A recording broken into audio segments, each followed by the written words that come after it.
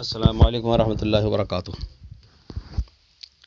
محترم بھائیوں اور ساتھیوں، ان دنوں جیسا کہ آپ حضرات کی جانکاری میں ہے کہ کورونا وائرس نے ساری دنیا کو لپیٹ میں لے رکھا ہے، اس لیے چند ضروری گزارشات آپ کی خدمت میں عرض کر رہا ہوں۔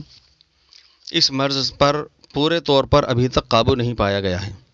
اس سے بچاؤ کا سب سے اہم اور بڑا ذریعہ بھیڑ، اجتماع، اکٹھے ہونے سے بچے رہنا ہے۔ ان حالات میں سرکاری احکامات اور ماہرین کی رائے پر عمل کرنا حفاظت کا بڑا ذریعہ ہے۔ ان حالات میں علماء دین نے شریعت کی روشنی میں بتایا ہے کہ مساجد میں مختصر جماعت، امام، مؤذن و خادم ادا کر لیں۔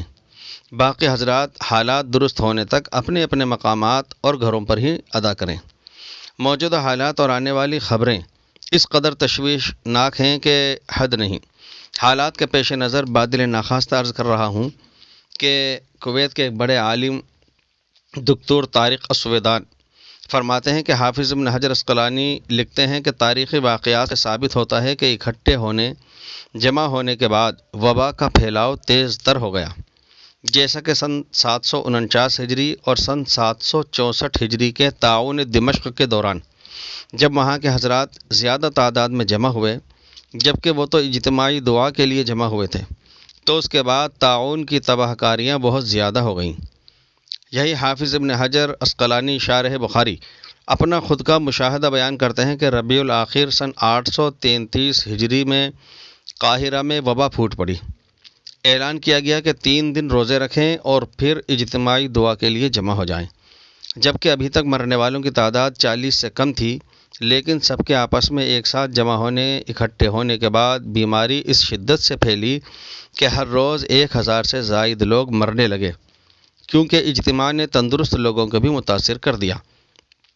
بھوک، پیاس، سردی، گرمی، بیماری اور تندرستی، اس کا تعلق انسان کے بدن سے ہے، مذہب، رنگ روپ، نسل سے نہیں ہے۔ وبا یا طاعون کو ہلکے میں لینا کہیں ہلاکت کا سبب نہ بن جائے۔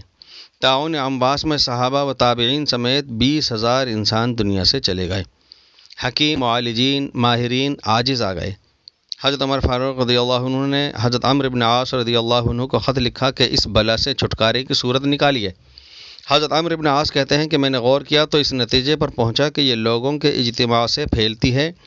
سرکاری سطح پر لوگوں کو گھروں میں پابند کیا گیا تو 3 دن میں ہی یہ وبا ختم ہو گئی۔ میں تفصیل میں جانا نہیں چاہتا، لیکن حالات کا تقاضا اور انسانیت سے ہمدردی کا داعیہ ہے کہ یہ کہے بغیر نہیں رہ پا رہا ہوں کہ آج اگر دیکھا جائے تو بعض ممالک میں اس وبا سے ہلاک افراد کی لاشیں پڑی رہ گئیں، کوئی اپنا یا پرایا اٹھانے کو تیار نہیں ہوا۔ لاشوں کو بلڈوزروں سے اٹھا کر گڑھوں میں ڈال کر جلا کر خاکستر کر دیا گیا۔ معاذ اللہ۔ غور کیا جائے کہ اگر کوئی شخص اس وبا کا شکار ہو کر ختم ہو جاتا ہے تو اس کے غسل، کفن، دفن، نماز جنازہ کا کیا ہوگا؟ کیا چہرہ دیکھنا ممکن رہے گا؟ اس لیے محترم دوستو، بھائیوں، اپنے اور اپنوں اور ساری انسانیت کی حفاظت اور سلامتی کے لیے کچھ دن اپنے گھروں کو لازم پکڑ لیجئے۔ گلی کوچوں میں چلنے پھرنے، محلوں اور چوپالوں پر آنے جانے سے رکے رہیے۔ ملک کا تمام میڈیکل طبقہ، سرکاری کارندے، انتظامیہ دن رات اس وبا کو ہرانے، ختم کرنے اور دیش واسیوں کو اس سے محفوظ رکھنے میں کوشاں ہیں۔ اس نازک گھڑی میں ہم آپ سب کو مل کر اپنے وطن عزیز اور باشندوں کی سلامتی، صحت مندی کے لیے پروردگار سے دعا کرنی چاہیے، اور صوبائی و مرکزی حکومت، وزارت صحت، طبی ماہرین، ڈاکٹر اور حکماء کے احکامات، مشوروں پر خوش دلی سے عمل کرنا چاہیے، ورنہ کہیں یہ لاابالی پن اور لاپرواہی مزید مشکلات کا سبب نہ بن جائے۔ اپنے اپنے علاقے میں غریب، غربا، ضرورت مندوں کا دھیان رکھا جائے۔ صدقہ خیرات سے بلائیں ٹلتی ہیں، اس کا بھی اہتمام کیا جائے۔ اللہ تعالیٰ ساری انسانیت کو اس بلا سے، مصیبت سے